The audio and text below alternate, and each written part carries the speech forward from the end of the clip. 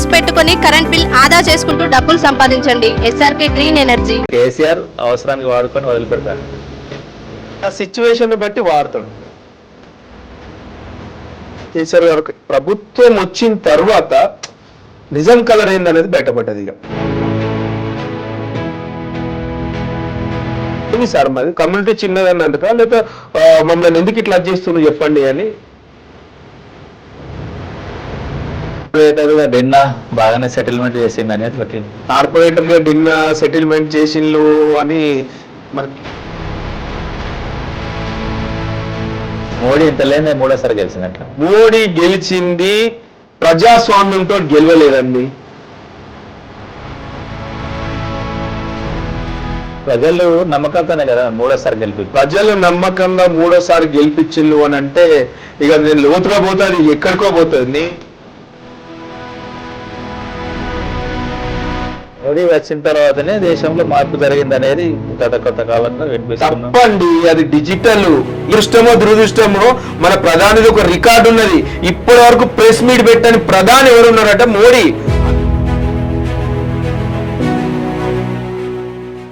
ప్రస్తుతం మన ముందు సామాజిక కార్యకర్త, ప్రముఖ రాజకీయ నాయకుడు, 2 సార్లు ఎంపీ టికెట్ ఆశించి పొందలేకపోయిన స్థానిక ప్రజానాయకుడు బోడ డిన్న గారు మన ముందున్నారు. ప్రస్తుత రాజకీయాల గురించి, ప్రస్తుతం ఉన్న సామాజిక పరిస్థితుల గురించి ఆయనతో కొంచెం కాసేపు మాట్లాడుకుందాం. నమస్తే డిన్న గారు. నమస్తే అండి. సార్, ఉద్యమంలో మీ పాత్ర చాలా ఉంది. అసలు తెలంగాణ ఉద్యమంలో మీరు నిర్వహించిన పాత్ర ఏంటి? మీరు ఆ 10 సంవత్సరాలు ఏమేమి చేశారు చెప్పండి. ముందుగా ఎస్ఆర్కే టీవీ యాజమాన్యానికి, అలాగే ఇందులో పనిచేసే ప్రతి ఒక్కరికి ఉద్యమాభివందనాలు. వాస్తవంగా నేను చదువుకునే ఆ పీరియడ్లో తెలంగాణ వాదం, తెలంగాణ వస్తేనే మన బ్రతుకులు బాగుపడతాయని కొంత వినుకుంటనే కానీ కొన్ని చదువుకుంటూ వస్తున్న తరుణంలో 2001 టీఆర్ఎస్ పార్టీ పెట్టినప్పుడు అప్పటి నుంచి క్రియాశీలక పాత్ర పోషించుకుంటూ పార్టీలో అలాగే ఉద్యమంలో నా వంతుగా, నేనే మొత్తం కాదు, నా వంతుగా నేను క్రియాశీలకంగా అలా పాల్గొనడం జరిగింది. ఉద్యమంలో అంటే క్రియాశీలకంగా అంటే ఏమేమి చేసేవారు ఉద్యమం? అప్పుడు జేఏసీ రాక ముందుకు బహుశా వరంగల్లో కొంతమంది అప్పుడు 10-15 మంది ముఖ్యుల మీద కొన్ని కేసులు అయినాయి. అప్పుడు కేసీఆర్ గారిని లగడపాటి గారు తిట్టిండని, ఆంధ్ర వాళ్ళు ఇట్లా ఉన్నప్పుడు మేము బంద్లో కొన్ని కార్యక్రమాలు చేసినప్పుడు అప్పుడే ఫస్ట్ కేసు ఉండే. అప్పుడు 2005-6 ఆ పీరియడ్లోనే కొన్ని మా పైన కేసులైనాయి. 7-8లో కూడా అయినాయి. తర్వాత 2009 తర్వాత ఉద్యమం ఉవ్వెత్తున ఎగిసిపడ్డప్పుడు కేసీఆర్ టీఆర్ఎస్ పార్టీ ఏ ఉద్యమం పిలుపునిచ్చినా, అలాగే జేఏసీ ఏ పిలుపునిచ్చినా, ప్రజా సంఘాలు ఏ పిలుపునిచ్చినా, ప్రజలు స్వచ్ఛందంగా ఏం చేసినా వాళ్ళు ప్రతి ఒక్క దాంట్లో నేను పాల్గొనడం జరిగింది. పాల్గొంటూ కూడా అలా క్రియాశీలకంగా ఒక క్యాపిటల్లా వివరించడం జరిగింది. నా బంతుకు యాజ్ ఎ డిన్నాగా, ఒక వరంగల్ పౌరునిగా. అంటే ఉద్యమకారుడిగా టీఆర్ఎస్లో ఉంటూ చేశారా? లేదు, నేను టీఆర్ఎస్ పార్టీలు ఉండుకుంటేనే నేను ఉద్యమం చేసిన. టీఆర్ఎస్ పార్టీ అంటేనే ప్రత్యేక తెలంగాణ రాష్ట్రం కోసమే ఫార్మ్ అయిన పార్టీ. కేసీఆర్ వద్ద మీకు గుర్తింపు ఉండేదా? ఉండేది. కేసీఆర్ గారి దగ్గర గుర్తింపు ఉండేది. కేసీఆర్ గారే కానీ, హరీష్ అన్నే కానీ, అప్పుడు ఎవరు ఉండే అంటే ఫస్ట్ కేసీఆర్ గారు, హరీష్ అన్న, రాజేందర్ అన్న, ఈటల రాజేందర్ అన్న, ఇప్పుడు మొన్న బీజేపీలో పోయిన రాజేందర్ అన్న, మస్వన్ చార్ అన్న, తర్వాత ఇప్పుడున్న గుడిమల్ రవికుమార్ గారు, అంటే మన వరంగల్ ప్రాతినిధ్యం వస్తే గుడిమల్ రవికుమారే కానీ, ఇప్పుడున్న అమరేందర్ రెడ్డి అప్పుడు బీజేపీలో పోయిండు, అప్పుడు వాళ్ళే కానీ, మాందాడి సత్యనారాయణ 2004 టికెట్ వచ్చినప్పుడు అప్పుడు కోల జనార్దన్ అని జిల్లా అధ్యక్షుడు ఉండే. ఫస్ట్ అర్బన్ అధ్యక్షుడు అమరేందర్ రెడ్డి గారు ఉండే మన వరంగల్ ప్రాతినిధ్యంలో. అట్లా సౌదరెడ్డి గారే కానీ చాలా మంది ఇప్పుడు వాళ్ళందరినీ కర్మరుగా అయిపోయిళ్ళు, కనబడతలేరు, వేరే పార్టీలలో. టీఆర్ఎస్లో ఉద్యమకారులందరికీ న్యాయం జరిగిందా? ఉద్యమకారులకు అందరికైతే కాలేదండి, అందరికి కాలేదు. కొంత 5% మీ పరిస్థితి. నాకు ఒకసారి కార్పొరేటర్గా అవకాశం ఇచ్చిండు. కార్పొరేటర్గా నాకు అవకాశం వచ్చింది, కార్పొరేటర్గా అవకాశం చేసిన. కానీ 100కి 100% ఎవరికి ఉద్యమకారులకు న్యాయం చేయాలి. 100% కాదు, అట్లీస్ట్ 70% కూడా కాలే. నాలాంటోడు ఒకసారి కార్పొరేషన్, రెండోసారి అవకాశం వేయలే. ఇట్లా చెప్పుకుంటూ పోతే మన వరంగల్ ఉమ్మడి వరంగల్ జిల్లానే నేను ఒక 1000-1500 మంది పేర్లు ఈజీగా నేను చెప్పగలుగుతా అండి. వాళ్ళందరూ సరే, వాళ్ళకి అవకాశం రాజకీయంలో కొంతమందికి వస్తుంది, కొంతమంది రాదు. అందులో నాకు వచ్చింది ఒక్కసారి అన్న నేను కొంచెం హ్యాపీగానే ఫీల్ అవుతున్నాను. నాకన్నా అభిమానంగా ఉన్న వాళ్ళు చాలా మంది ఉన్నారు, నాకన్నా ఎక్కువ ఉద్యమం చేసిన వాళ్ళు కూడా చాలా మంది ఉన్నారు. కానీ వాళ్ళ పేరు ప్రస్తావన వస్తలేదు, కనీసము ప్రస్తావన వచ్చే పరిస్థితి లేదు. సార్ ఎవరికైనా పరిచయం చేసినప్పుడు గత ప్రభుత్వంలో సార్ ఉద్యమం కాదు సార్, ఉద్యమంలో బాగా ఉద్యమం ఎక్కడదా అంటే పక్కా రాజకీయ పార్టీ అని దబాయించిన రోజులు కూడా ఉన్నాయి. కేసీఆర్ అవసరానికి వాడుకొని వదిలిపెడతారంటారు. కేసీఆర్ గారు అంటే ఆ సిచ్యువేషన్ బట్టి వాడతాడు, అంటే అది రాజకీయాల్లో ఒక భాగమే. ఆనాడు ఉద్యమంలో కానీ అసలు కేసీఆర్ గారి నిజ స్వరూపం ఎప్పుడు ప్రజలందరూ తెలుసుకున్నారు అని అంటే అప్పుడు ఉద్యమ నాయకునిగా అందరూ వాస్తవంగా నేను తప్పుగా పోగని చెప్పాలి. కొన్ని ఉద్యమంలో ప్రతి ఒక్క పార్టీ, ప్రతి ఒక్క ప్రజలు 98-99% ప్రతి ఒక్కరు పాల్గొన్నారు. దాన్ని అవకాశం గతగా కేసీఆర్ గారు ప్రభుత్వం వచ్చిన తర్వాత నిజం కలర్ ఏందనేది బయటపడ్డది. ఇక అప్పుడు మీకైతే అవకాశం వచ్చింది కదా.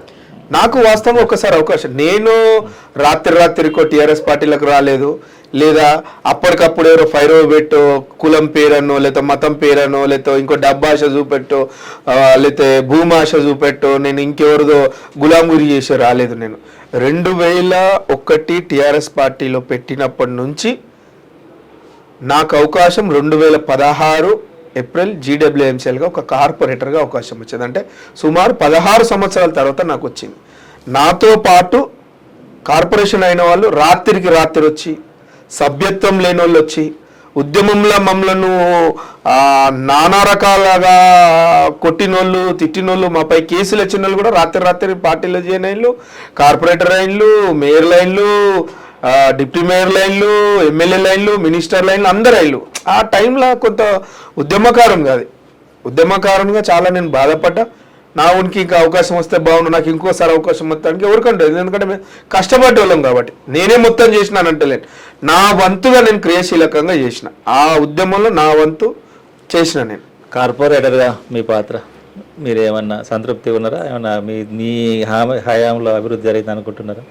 30 డివిజన్, పాత 30 డివిజన్ పెద్దమ్మగడ్డే కానీ, కాకతీయ కాలనీ, రాయపూర, ఏనుగులగడ్డ, కృష్ణా కాలనీ, అలాగే జ్యోతిబస్, గుడిసెలు, ఒడ్డర్ బస్తీ, సిక్కువాడ, వీళ్ళు ఎవరిని అడిగినా చెప్తారు. నాదంటూ ఒక మార్కు చేసిన, ఎందుకంటే నేను పుట్టిన పెరిగిన ఏరియా అదే కాబట్టి ఏం నీడ్ ఉన్నది, ఏం నీడ్ లేదనేది నేను ఒక మార్కుల్లో అలా కొంచెం గర్వంగా హ్యాపీగా ఫీల్ అవుతాను. నేను సామాజిక కార్యక్రమాలు కూడా చేస్తుంటారా?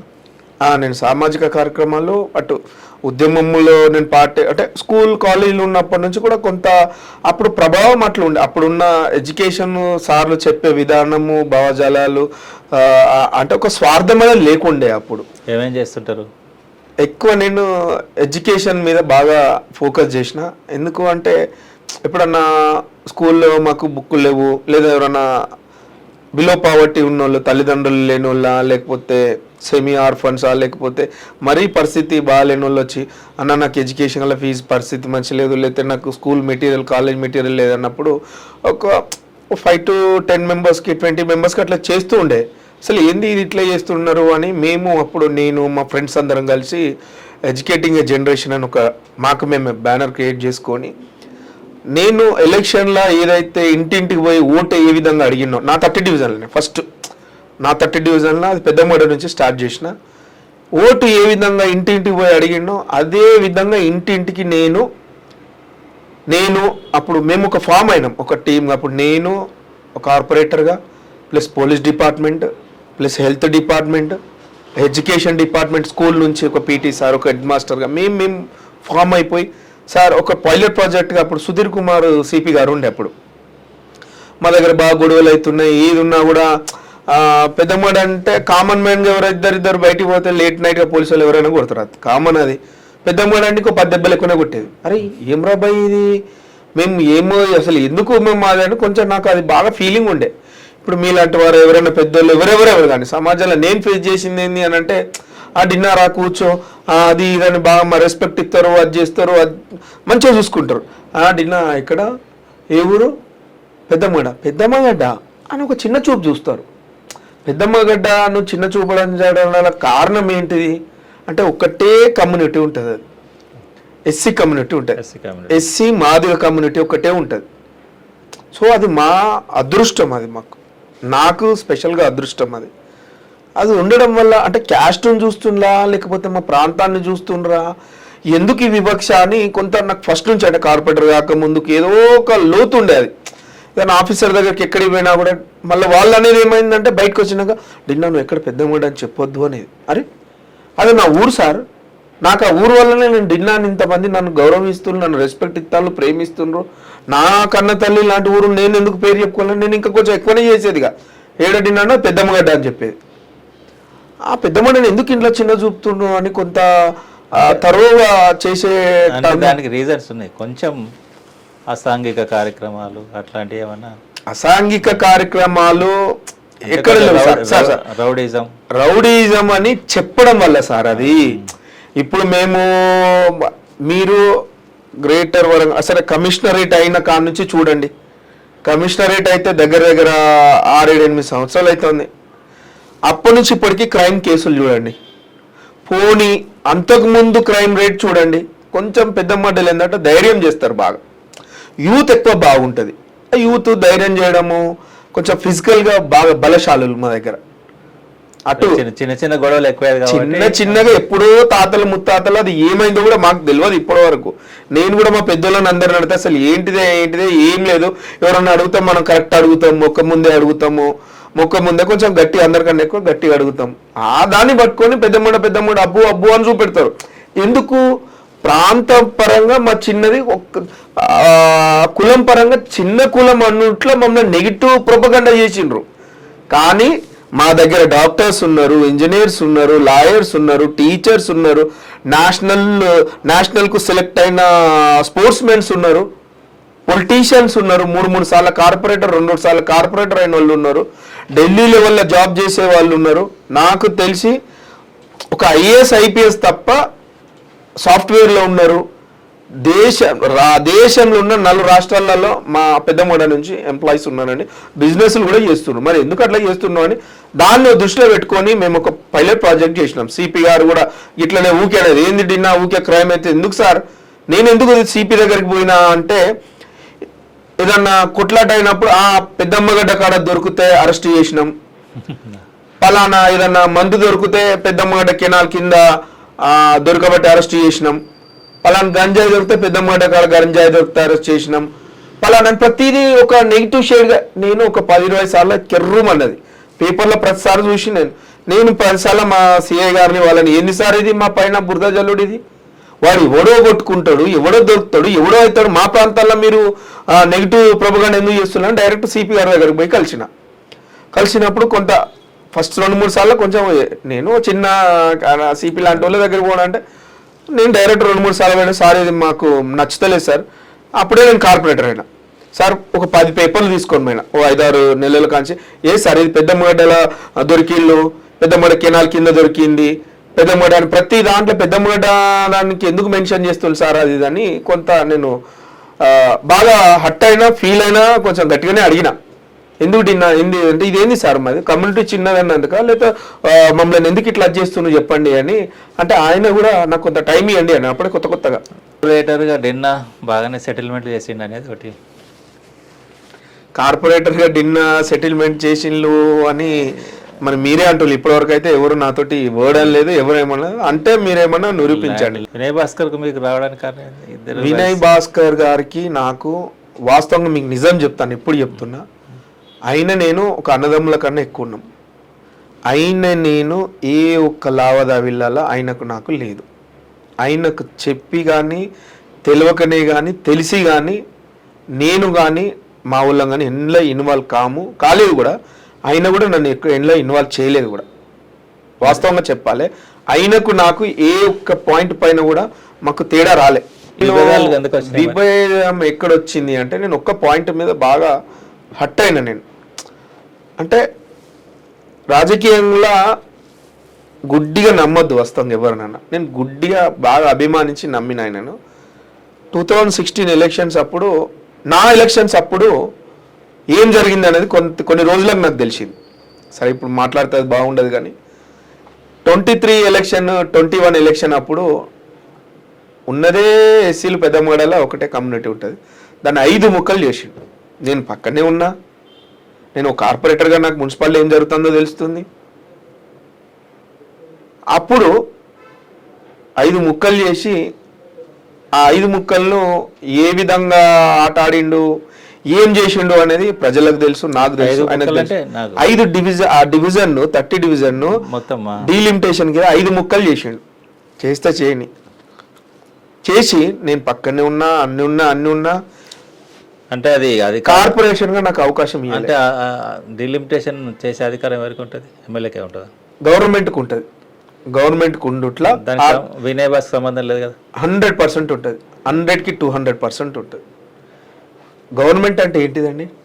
కావచ్చు, కాకపోతే మనము ప్రజలు ఎన్నుకున్న, ఓట్లేస్తే ఎన్నుకున్న ఎమ్మెల్యేలు మెజార్టీ వరకు వస్తే ప్రభుత్వం వాళ్ళు ఫామ్ చేస్తారు. అప్పుడు ప్రభుత్వంలో ఏ అధికారైనా ఫస్ట్ ఎమ్మెల్యేల మినిస్టర్ కన్సల్ట్ తీసుకుంటారు. అంటే తీసుకొని పవర్ తగ్గించడానికే చేసిండని ఆయన మనసులో ఏం పెట్టుకుని నాకు ఇప్పటికీ అర్థం కాదు. అంటే ఒక దళిత బిడ్డ ఎదుగుతానని ఓర్వలేకనా, లేకపోతే మీలాంటి ప్రెస్ వాళ్ళే కానీ ఎవరు చూసినా ఎక్కడ పోయినా డిన్నా అని అంటే అది ఆయన ఫీల్ అయ్యా ఏమో నాకు ఇప్పటివరకు అర్థమవుతలేదు. అప్పుడు డీలిమిటేషన్ అయింది. సరే నా ఒకటి 5 ముక్కలైన దాంట్లో ఒకటి జనరల్ వచ్చింది, నేను నామినేషన్ వేస్తున్నా, నేను పక్కనే ఉన్నా, నామినేషన్ వేస్తున్నా అని చెప్పినా అయిపోయింది. వేరేటోనికి నా బీఫామ్ ఇచ్చి వాడు నామినేషన్ వేసింది అంటే అందరు చెప్తున్నారు ఇట్లా, ఆయనకి 2000 గజాలు భూమి తీసుకున్నాడా బాబు, మా దగ్గర అధికారులు అప్పటికే పేపర్లలో వచ్చింది, ఇంకొన్ని దగ్గర ఇది తీసుకున్నాడు అందరంటే నేను నమ్ముతలేను, గుడ్డి ఆయనతోటే ఉన్నా నేను. అరే నామినేషన్ వాడేసిండు బీఫామ్ తోటి, నువ్వు నాకు ఒక్క మాట చెప్పొచ్చు కదా, ఇస్తలేను వస్తలేడు అని ఒక మాట చెప్పొచ్చు కదా. నేను నీకు అంతగానం ఏం చేసినా, పార్టీకి నేను ఎందుకు ద్రోహం చేసినా, నీకు నేను ఎందుకు ద్రోహం చేసినా, లేకపోతే నేను గెలిచలేడు కదా. నంబర్ 1 కార్పొరేటర్ అని నన్ను అప్పుడున్న అధికారులు ఆఫీసర్లు అందరూ నన్ను అప్రిషియేట్ చేసిండ్రు. ఇంత నమ్మక ద్రోహం చేయాల్సిన అవసరమే ఉన్నది లేదు అంటే అప్పుడే కూకుంటున్నాను. నేను ఆల్రెడీ కార్పొరేటర్గా నేను చేసి అంత చేసుకున్నా, డెవలప్మెంట్ పేరు ఎంత తెచ్చుకోవాలో అంత చేసుకున్నా, నేను ఇంకోటి చేసుకుంటున్నాను. ఇంత కుట్ర, ఇంత నమ్మక ద్రోహం ఎందుకు చేసిండు? వినయ్ భాస్కరే కారణమా లేక ఇంకేమైనా కారణం? 100% పార్టీ మారడానికి 100% అయినాయండి. నాకు ఒకటి ఏంటిది, నేను 2021 కార్పొరేషన్ ఎలక్షన్స్ అయిపోయినాక నేను మళ్ళీ పోలే. నేను మా ఇంట్లో నేను ఉన్నా, ఏదైనా ఉంటే అధిష్టానం పోయి కలిసి నన్ను ఎవరు పిలిచి కూడా మాట్లాడలే కనీసం 3.5 సార్లు. నేను ఏ ఉద్యమం కోసం, ఏ పార్టీ కోసం ఇన్ని సంవత్సరాలు కష్టపడి, ఏ వ్యక్తుల కోసం, పార్టీ కోసం అంటే కనీసం ఒక మానవత దృక్పథంతో కూడా చిన్న కన్సెప్ట్ కూడా చూపెట్టలే నాకు. అది చాలా హట్ అయినా నేను. అరే నీ అమ్మ, నేను ఇంత చేసినా కనీసం నాకు ఇంత అది లేదా అనేది ఒకటి బాధ. నువ్వు చెప్తేనే నువ్వు కూడా ఇంత ముక్కలు చేసి ఇంత అవమానించి అది చేయడంలో బాగా హట్ అయింది. ఇక నేను కూడా జిజ్జుకు తీసుకున్నా, కూర్చున్నా. ఇక నేను పోలేదండి. కాంగ్రెస్ సంవత్సరం కాలేదు, అప్పుడే ప్రజాభిమానం కోల్పోయింది అనేది ఒకటి వస్తుంది. దానికి మీరేమంటారు? అసలు ఏ హామీ కూడా అమలు కాలేదనేది ఒకటి. ఫ్రీ బస్ తప్ప ఏ హామీ కాలేదు అని అంటే, ఒక ఏసీలలో ఉండే బాగా హై ప్రొఫైల్ ఉన్న వాళ్ళని అడుగుడు కన్నా మారుమూల ప్రాంతాలలో ఒక యువకుడిని పోయి 10 సంవత్సరాలల్లా ఈఎన్ నోటిఫికేషను 11 నెలల 15 నెలల సుమారు 52,000 నుంచి 55,000, ఇప్పుడు నోటిఫికేషన్ 59,000 ఉద్యోగాలు, గవర్నమెంట్ ఉద్యోగాలు వచ్చినాయి అన్న. ఇది అవునా కాదా? ఒక్కటి అవన్నీ మేమే ఇచ్చినామంటున్నారు కదా టీఆర్ఎస్ వాళ్ళు. టీఆర్ఎస్ పార్టీ నోటిఫికేషన్ ఇచ్చింది కానీ ఎందుకు ఆపిల్లు చెప్పండి. అట్లా ఎన్ని ఆపిల్లు, ఎందుకు ఎందుకు ఇయ్యలేదు? తప్ప కాదా? ఒక్కడికి ఏజ్ అయిపోయిందండి. ఏజ్ అయిపోయినా కానీ ఉద్యోగం ఏం లాభము వస్తుందా? యూనివర్సిటీలల్లా ఒక్కొక్కడు డబుల్ పీజీలు వేసుకుంటూ చదువుకొని పెళ్లిళ్ళు కాక తల్లిదండ్రులకు భారం అవుతుందని పీజీ పిల్లలు, మీరు నమ్మరండి, పిహెచ్డి పిల్లలు నైట్ పూట మాస్కులు పెట్టుకొని క్యాటరింగ్ పనులు చేస్తారండి. లేక వాడు అంత చదివి ఉద్యోగం రాక ఎందుకు మరి ఇప్పుడు 59 వీళ్ళు ఎందుకు ఇచ్చిండ్రు? కాంగ్రెస్ పార్టీ ఎందుకు ఇచ్చింది చెప్పండి? వాళ్ళు ఎందుకు ఇవ్వలేదు, వీళ్ళు ఎందుకు ఇచ్చిండ్రు? అది ఒకటి పాజిటివ్ కాదా? అవునా కాదా?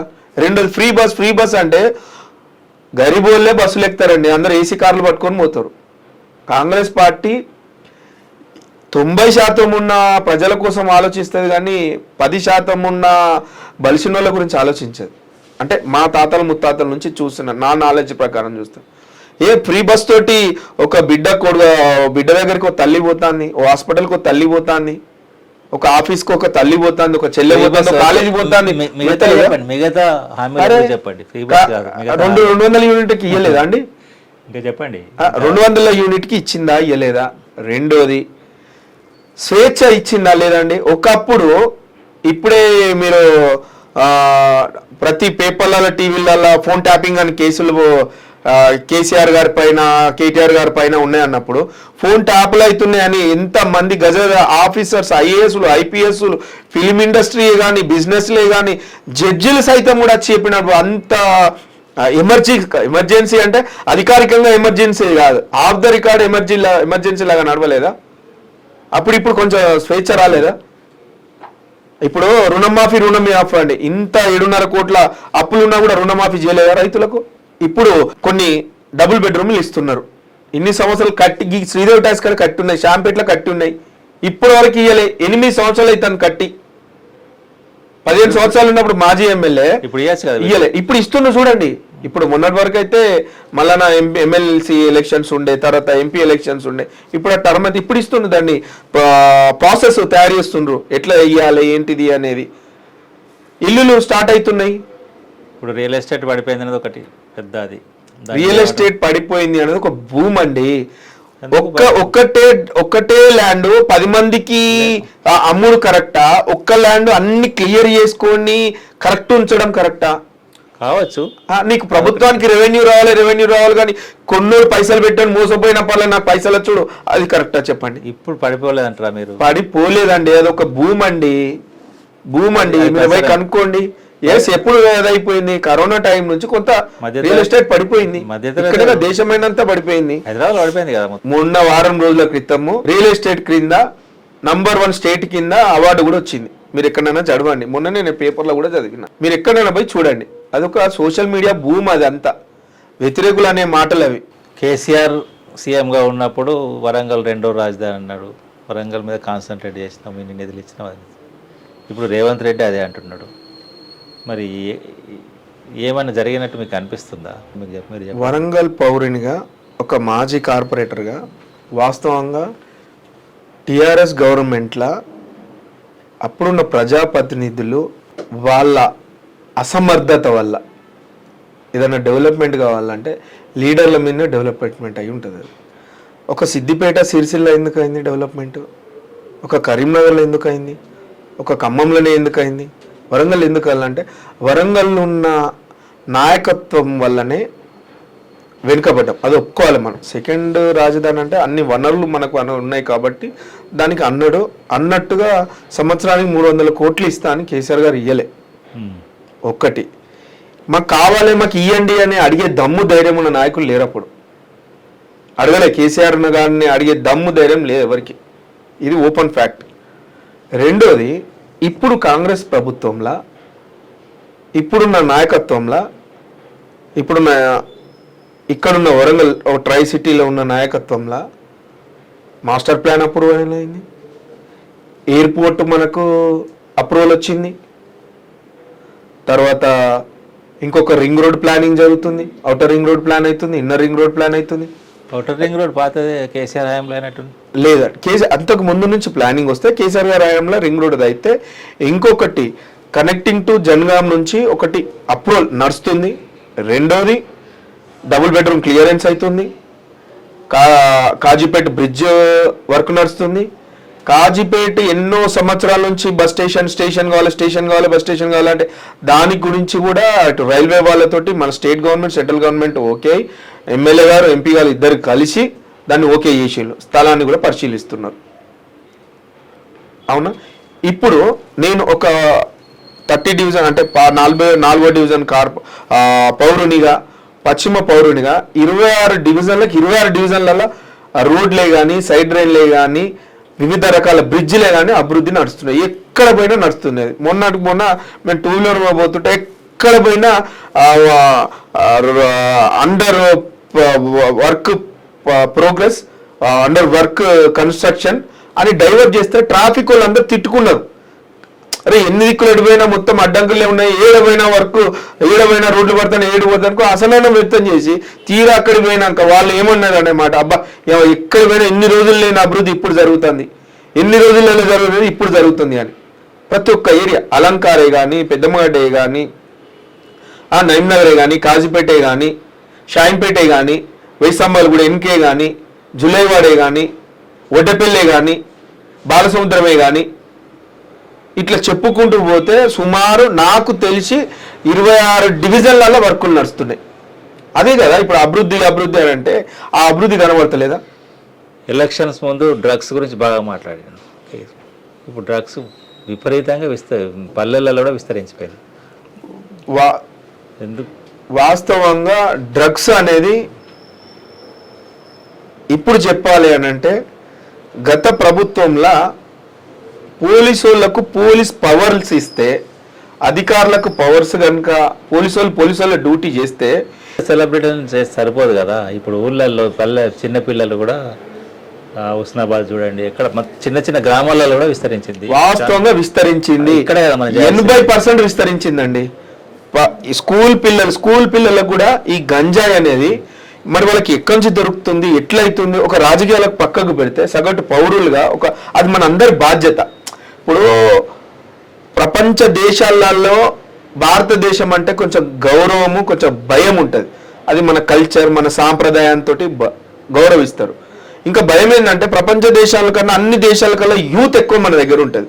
ఎస్పెషల్లీ తెలంగాణలో బాగుంటుంది. తెలంగాణ అప్పుడు అంటే ఆంధ్ర తెలంగాణ ఉమ్మడి ఆంధ్రప్రదేశ్లో యువకులు బాగుంటారు. ఆ యువకులు మొత్తము దేశంలోకి యూజ్ కాకుండా, దేశానికి యూజ్ కాకుండా ఆ బలాన్ని కిల్ చేస్తుంది డ్రగ్స్. అప్పుడు రన్నింగ్ చేసేది, ఫిజికల్ ఎక్సర్సైజ్ ఉండేది, కొంత భావజాలాలు ఉండేది, దేశం కోసం ఆలోచించేది. అటువంటి ఆలోచన లేకుండా ఈ మత్తుకు అలవాటు చేసి వాళ్ళని ఒక బానిసత్వం చేస్తుంది. దాన్ని ఎట్లా కంట్రోల్ చేయాలి? అది కంట్రోల్ చేయాలంటే ఎన్జిఓస్ ముందుకు రావాలి, స్వచ్ఛంద సంస్థలు ముందుకు రావాలి, రాజకీయాల పక్కన అన్ని పెట్టి ప్రభుత్వం దీని మీద కఠిన శక్తి ఉన్నదండి, కఠినంగా ఉన్నది. గతంగా నేను పేపర్ చదువుతున్నా, నేను కొన్ని పోలీస్ డిపార్ట్మెంట్ అటు తిరుగుతున్నా, ప్రతి పేపర్లో చూడండి ఎంత మందిని అరికట్టిండ్లు నేను చెప్తా. అప్పుడు ఒక ఐపీఎస్ ఉండే వాళ్ళ మిస్సెస్ కలెక్టర్ గారు స్మితా సబర్ వాళ్ళ హస్బెండ్ అకుల్ సబర్ వాళ్ళు ఉండే దీనికి డ్రగ్స్ పైన అది ఉన్నప్పుడు ఆయన తీసి పక్కకే పెట్టింది మొత్తం. అంటే ఈ సినీ ఇండస్ట్రీ పైన ఈ డ్రగ్స్ ప్రభావం బాగున్నాయి, అయినా ఫస్ట్ ఫైల్ తీసి ఎంక్వైరీ చేస్తే కదా దాన్ని ఆపేసి అప్పుడు ఉన్నా. కానీ ఇప్పుడు రేవంత్ రెడ్డి గారు వాస్తవంగా ఆ దాంట్లో డ్రగ్స్ పైన సీరియస్గా ఉన్నాడు. సీరియస్గా ఉన్నాడు. ప్రభుత్వంతో అన్ని పనులు కాదండి, వాస్తవంగా మనం కూడా ప్రజలం కూడా అలా భాగస్వాములు కావాలి. మనం నష్టపోతున్నాం, ఒక ఊరు నష్టపోతుంది, ఒక జిల్లా నష్టపోతుంది, ఒక రాష్ట్రం నష్టపోతుంది, ఒక దేశం నష్టపోతుంది, ఒక తరమే నష్టపోతుంది. అది మన అందరి బాధ్యత. నాది కూడా, నేను ఎస్పెషల్లీ నా గురించి చెప్తున్నా, అది కూడా బాధ్యత. అది మనం దాన్ని అరికట్టాలంటే కొన్ని కల్చరల్గానే కానీ, తల్లిదండ్రులను మోటివేట్ చేయడమే కానీ, స్కూళ్ళల్లో క్లాసులు చెప్పడం కానీ, కొంచెం పోలీస్ భయం 100% ఉండాలండి. రాజకీయ ఒత్తిళ్లు పోలీసుల పైన ఉండద్దు, అధికారుల పైన పోలీసు మన రాజకీయ ఒత్తిడి ఉండద్దు. నన్ను అడిగితే వాళ్ళ డ్యూటీ వాళ్ళు కరెక్ట్ చేయాలి. ఒక 10-20% ఉన్నారు వాస్తవంగా కొంచెం తప్పుదోవ పట్టించే అధికారులు ఉన్నారు. కానీ 90% నిజాయితీ గల ఆఫీసర్లు ఉన్నారు. వాళ్ళని మనం ఎంకరేజ్ చేయాలి. ఒక రౌడీగానే చూడాలి, ఒక మర్డరిస్ట్గానే చూడాలి, ఒక గంజాయి సప్లై చేసేటోని వాళ్ళని ఏ విధంగా ట్రీట్ చేయాలంటే వాళ్ళని ఒక పోలీస్ క్రిమినల్గానే చూడాలి. ఒక కామన్ మ్యాన్కు రెస్పెక్ట్ ఇవ్వాలి, ఒక మంచోనికి రెస్పెక్ట్ ఇవ్వాలి. దొంగకు ఒకటే మర్యాద, మనోనికి అదే మర్యాద ఉంటే భయం లేకుండా అవుతుంది. భయం వాళ్ళకు ఉంటే కంపల్సరీ అధికారుతారు. ఆ భయము రేవంత్ రెడ్డి గారు కాంగ్రెస్ ప్రభుత్వంలో అవుతుంది. వాస్తవంగా వరంగల్లో కొంత మార్పు కనబడుతుంది, చూస్తున్నాం, మేము కూడా చూస్తున్నాం, అది కనబడుతుంది. ఎంపీ టికెట్ ఆశించారు కదా, ఏ నేపథ్యంలో, ఏ ధీమాతో మీరు ఎంపీ టికెట్ ఆశించారు? ఎందుకు ఈ ధీమా ఉన్నాయంటే దానికి ఏమన్నా స్పెషల్ గా ఏమన్నా ఇట్లా 100 కోట్లు ఉండాలి, 4 చేతులు ఏమన్నా ఉండాలి? నేను ఒక ఓటర్ను, నాకు ఏజ్ ఉన్నది, నాకు కొంత ఎడ్యుకేషన్ ఉన్నది, చేసి గెలిస్తే అనే దమ్ము ధైర్యం ఉన్నది. అప్పుడు నేను టీఆర్ఎస్ పార్టీలో 23 సంవత్సరాలు పనిచేసిన కాబట్టి ఆ ధీమాతోటి నేను అడగడం లేదు. ఒక్కసారి కాదు, 2 సార్లు అడిగిన నేను అప్పుడు ఇంకా ఇప్పుడు నాకు ఎక్స్పీరియన్స్ ఉన్నది. నన్ను ఏ గ్రామానికి పోయినా ఏ వాడకి పోయినా డిన్నా అని కొంత గుర్తుపట్టే అంత. ఎమ్మెల్యే కాకుండా ఎంపీ ఎందుకు అడిగారని? ఎంపీ అంటే కొన్ని దేశ రాజకీయాలలో ఉండాలనేది కొంత, అది ఏదైనా పార్లమెంటు చట్టాలు చేయాలన్న కేంద్రమే కాబట్టి అందులో ఉండాలనేది కొంత ఆశ నాకు. అది మీరు ఆ మాట అన్నారు కాబట్టి అడుగుతున్నా. ఇప్పుడు దేశ రాజకీయాలు ఎట్లా ఉన్నాయి? ఇప్పుడు దేశ రాజకీయాలు అయితే వాస్తవంగా 0 కాదండి, -0లో పడిపోయిందండి వాస్తవంగా చెప్పాలంటే. మోడీ ఇమేజ్ ప్రపంచవ్యాప్తంగా అట్లా మీరు అట్లా అంటారేంటి? అరే అది డిజిటల్ అండి, డిజిటల్ మోడీ మోడీ మోడీ అని అంటారు మీరు. వచ్చా మోడీ గారు ఎక్కడికైనా దేశాలు పోయినా మోడీ అని మీరు అంటారు. ఉదాహరణకు మోడీ గారు ఎక్కడికైనా దేశం పోతాను ఉంటే ముందుగస్తుగా అక్కడ ఉన్న బీజేపీ కార్యకర్తలే కానీ ఆర్ఎస్ఎస్ కార్యకర్తలు వాళ్ళని మోటివేట్ చేస్తారు. ఇట్లా వస్తున్నవన్నీ ఫస్ట్ అదంతా సెటప్, అదంతా సోషల్ మీడియా, వాట్సాప్, డిజిటల్, అదంతా ఎక్కడున్నదండి? 29 రాష్ట్రాలల్లా ఇప్పుడు సుమారు 11-12 సంవత్సరం బీజేపీ కేంద్రంలోకి వచ్చి 2014లో 4% ఉండే ఏది నిరుద్యోగత, ఇప్పుడు 7.8%కు చేరుకున్నది. పెరగల్లా తగ్గల్లా? ఏమన్నా అడిగితే కులం మతము అని యూత్ను ప్రతి ఒక్కరిని రెచ్చగొడుతుండ్రు. భారతదేశం మొత్తంలో డ్రగ్స్ విచ్చలవిడిగా ఆగుతుందండి. తెలంగాణనే కాదు, భారతదేశం మొత్తంలో నానా రకాలుగా డ్రగ్స్ రూపాంతరం చెందుతుంది. ఏం కట్టడి చేస్తున్నాము? కులం మతం అందరికి అటాక్ చేస్తున్నాం. ఎంతమందికి మనము ఒకప్పుడు మన డాలర్తో పోల్చుకుంటే మన రూపీ ఎక్కడ ఉండే, ఇప్పుడు ఏ స్థాయిలో ఉన్నది? ఎంతమందికి మనము ఉద్యోగాలు ఇచ్చుకున్నాం చెప్పండి? కేంద్ర సంస్థలన్నిటికీ ప్రైవేటీకరణ చేస్తున్నారు, ప్రైవేటీకరణ డెవలప్ చేస్తున్నారు. గవర్నమెంట్ పరంగా ఏం డెవలప్మెంట్ చేసినాం మనము? మోడీ వచ్చిన తర్వాతనే దేశంలో మార్పు జరిగింది అనేది గత కొంతకాలంగా వినిపిస్తుంది. తప్పండి, అది డిజిటల్. ఇది ఒక్కటి చెప్తామండి, సరే ఈ డిజిటల్ వాట్సాప్ వాళ్ళు మీడియాకు స్వేచ్ఛ కనుక ఇస్తే నిజం అనేది తెలుస్తుంది. బండిళ్ళలో పెట్టి మీడియాలను జర్నలిస్టులు బయటికి రానిస్తలేరు. అదృష్టమో దురదృష్టమో మన ప్రధానిది ఒక రికార్డు ఉన్నది. ఇప్పటి వరకు ప్రెస్ మీట్ పెట్టని ప్రధాని ఎవరు ఉన్నారట? మోడీ. అందులో డిజిటల్ ఉన్నది, అది చెప్పుకోవాలి మనము. అంతెందుకండి, మోడీ గారి ట్రంప్ గారికి జాన్ జిగిరి దోస్తు. వాళ్ళ అలన్ మాస్క్ అనే ఉంటాడు, ఏఐ సృష్టించిన గార్క్ సంథింగ్ ఏదో ఉంటది, గార్క్ అది మొన్న ఎక్కడ చదివినా నేను. ఇప్పుడు వాళ్ళే డిజిటల్ మీద ఒప్పుకున్నారు. వాళ్ళు చెప్తున్నారు ఎక్కడ నష్టపోయిందా అంటే మోడీ గారిని బీజేపీని తిట్టి పడేస్తుంది. ఆ గార్క్ అని క్రాక్ అనుకుంటా, గ్రోక్ ఎవరు వరస్ట్ పొలిటీషియన్ అంటే మోడీ అని చూపెడుతున్నారు. ఎవరు మంచి పొలిటీషియన్ అంటే రాహుల్ గాంధీ. ఫ్యూచర్ ఏంటంటే రాహుల్ గాంధీ అంటున్నారు. నిజం చెప్పు, కంప్యూటర్ తయారు చేసిన కంప్యూటర్ అయితే నిజం చెప్తుంది కదా. కొంచెం అడ్వాన్స్డ్ అది ఏఐ. మోడీ ఇంత లేదే మూడోసారి గెలిచినట్టు. మోడీ గెలిచింది ప్రజాస్వామ్యంతో గెలవలేదండి. ఇది ఏ ఒక్క మేధావులను అడిగినా చెప్తారు. మేధావులందరూ మౌనంగా ప్రాణ భయంతో ఉన్నారు. ఇప్పుడు మీడియా స్వేచ్ఛ లేదంటారా? 100% మీడియా స్వేచ్ఛ లేదు. మీడియా మొత్తము బీజేపీ ఆర్ఎస్ఎస్ వాళ్ళ బంధువుల చేతిలో, వాళ్ళ బినామీ చేతిలో మీడియా అందున్నది. మీడియా మంచి మీడియాలో పనిచేసిన సీనియర్ మోస్ట్ పేరు చెప్పుకున్న కొంతమంది, కొంత గర్వంగా చెప్పుకోవాలి మన దేశంలో అటువంటి వాళ్ళు దొరికినందుకు. మన రాష్ట్రంలో వాళ్ళందరినీ ఉద్యోగాలు తీపిచ్చిందండి. నిజం చెప్తున్నాను, కేవలం మనం కల్పితం కాదు, నిజం మాట్లాడినందుకు వాళ్ళకెళ్ళి తీపిచ్చిండ్రు. అసలు ఆ మీడియాలో ఉన్న వాళ్ళందరూ ఎక్కువ శాతము వాళ్ళ బినామీలే ఉన్నారు. వాళ్ళు ఏది చెప్తే అదే చేస్తున్నారు. చెప్పండి, దేశంలో ఎంతో మంది ప్రధానులు వచ్చిండ్రు. ప్రధాని ప్రపంచ దేశాలకు ఎక్కడికి పోయినా ప్రెస్ మీట్ పెట్టాలి, దేశంలో ఏది జరిగినా కూడా ప్రెస్ మీట్ పెట్టాలి. అక్కడ దాకా ఎందుకండి? గత ప్రభుత్వంలో ఉన్న కేసీఆర్ గారే కానీ ఇప్పుడున్న రేవంత్ రెడ్డి గారే కానీ ఎన్నిసార్లు ప్రెస్ మీట్ పెట్టింది చెప్పండి. మరి మన ప్రధాని ప్రెస్ మీట్ పెట్టడానికి ప్రెస్ వాళ్ళని చూసి ఎందుకు భయపడుతున్నాడు? ఇంటర్వ్యూలు తీసుకోవడం కాదండి, ప్రజలకు వచ్చి ఓపెన్ ప్రెస్ మీట్లు చెప్పండి. మేము ఇంత చేస్తున్నాం కదా అని ఓపెన్ ప్రెస్ మీట్ చెప్పండి. ఎక్కడ ఎన్ని సంవత్సరాలు అయితే ప్రెస్ మీట్ పెట్టాక? ప్రెస్ వాళ్ళని చూసుకొని ఎందుకు భయపడుతున్నావు? ఎందుకు దాచుకొని తిరుగుతున్నావు? సరే మీరు మంచి చేస్తున్నారు కదా, మంచి అని చెప్పండి. లేదు, ఎందుకు అంటే వాళ్ళ అంతరాత్మకు కూడా తెలుసు వాళ్ళు చేసేది తప్పు. కానీ తప్పును మేము తప్పని వచ్చుకోకుండా వాళ్ళు ఎదురు దాడి చేస్తూ ఉంటారు, దాడి చేసుకుంటూ భయంకరమైన సిచ్యువేషన్ సృష్టిస్తున్నారు. ఆ భయానికి మంచి మేధావులు కూడా సైలెంట్ అయిపోయారు. మంచి జర్నలిస్టులు కూడా భయానికి భయపడి ఉంటున్నారు. ప్రజలు నమ్మకంతోనే కదా మూడోసారి గెలిపించింది. మరి ప్రజలు నమ్మకంగా మూడోసారి గెలిపించిల్లు అని అంటే ఇక నేను లోతుగా పోతే అది ఎక్కడికో పోతుంది. నేను నిజంగా గుండెల మీద చేసుకొని 145 కోట్ల మంది ప్రజలకు వాళ్ళందరూ కూడా తెలుసు ఎవరు ఎట్లా గెలిచిండ్లు అని. చీల్చి కొన్ని డివైడ్ పాలసీ తోటి కొంత ఈవీఎంల మీద బెదిరించుకొని అధికారులను వాళ్ళ కనుసైగల్లో పెట్టించి వాళ్ళు చెప్పిందే వినాలని భయంతో భయపెట్టించుకుంటా బుల్డోజర్లను పెట్టించుకొని దొంగ ప్రకటనలు ఇచ్చుకుంటూ భయంతో చేసిన ఆ గెలుపు కాదు. వాస్తవంగా మొన్న కాంగ్రెస్ ప్రభుత్వం వస్తున్నది అని అందరికీ 200% తెలుసండి. వాస్తవంగా దేవుని వల్ల అంతో ఇంతో కొంత ప్రజాస్వామ్యం బతికింది. రేపు జరగబోయే ఎలక్షన్లు 100కి 200% స్వేచ్ఛగా ప్రజలు మెచ్చుకొని ప్రజలు ఇష్టపూర్వకంగా ఏ ఎలక్షన్లు జరగబోతాయని నేను నమ్ముతున్నా. అలా దేశ రాజకీయాలు చాలా చేంజ్ అయిపోతాయి. ప్రధాని రాహుల్ గాంధీని ఉండాలని కులాలకు మతాలకు రాజకీయాలకు అతీతంగా కోరుకుంటానండి.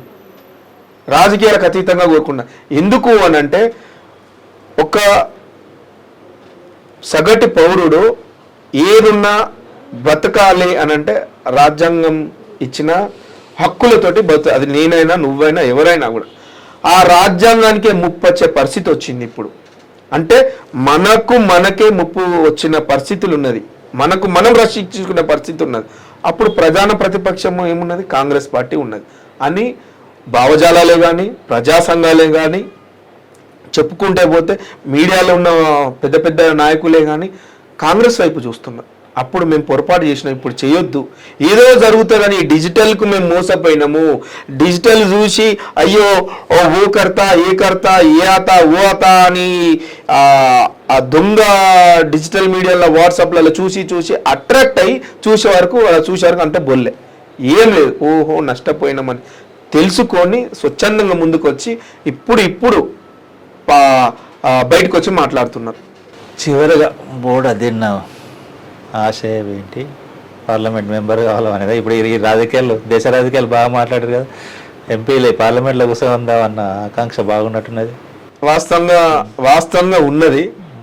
ఆ దేవుని దయ వల్ల మరి నేనైతే కోరుకుంటాను 100% అయితే అనేది నమ్మకం అవుతున్నది. కాంగ్రెస్ పార్టీలో అవకాశం వస్తుంటారా మీకు? కాంగ్రెస్ పార్టీలో అవుతుంది. ఎందుకు అని అంటే కొంత భావజాలాలే కానీ కొంచెం స్వేచ్ఛ కానీ SC ST BC మైనార్టీలకు కొంత అవకాశాలు కాంగ్రెస్ పార్టీలో ఎక్కువ ఉంటాయి అనేది అయితే నేను నమ్ముతా. అది ఉన్నది కూడా, మా తాతలు ముత్తాతల నుంచి చూసుకుంటూ వస్తున్నాం, మేము కూడా ఇప్పుడు చూస్తున్నాం. వేరే పార్టీల కార్పొరేటర్ వ్యవస్థ ఎవరైతే రాత్రి మూటలు బాగా ఉన్నోళ్ళకు వాళ్ళకు అవకాశాలు వస్తాయి. కానీ కాంగ్రెస్ పార్టీలో అట్లా లేదు. కొంచెం వాక్ స్వేచ్ఛ ఉంటుంది, కష్టపడ్డానికి విలువిస్తారు, కష్టపడ్డానికి కొంచెం ఎంకరేజ్మెంట్ చేస్తారు అనే ఆ నమ్మకం నాకున్నది. అది వాస్తవం కాంగ్రెస్ పార్టీలో ఉన్నది. నేనైతే ఆశపడుతున్నా, అయితేనే నమ్మకం ఉన్నది. మీ కోరిక నెరవేరుతుందని ఆశిద్దాం.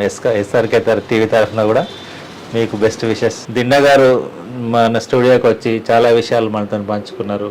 వారి వ్యక్తిగత జీవితం, తర్వాత రాజకీయ జీవితం, రాష్ట్ర రాజకీయాలు, దేశ రాజకీయాలు అన్నీ మాట్లాడారు. భవిష్యత్తులో దిన్న గారు అనుకున్న కోరిక నెరవేరాలని SRK టీవీ తరఫున వారికి ఆల్ ద బెస్ట్ చెప్తూ థ్యాంక్ యూ అన్న. Thank you.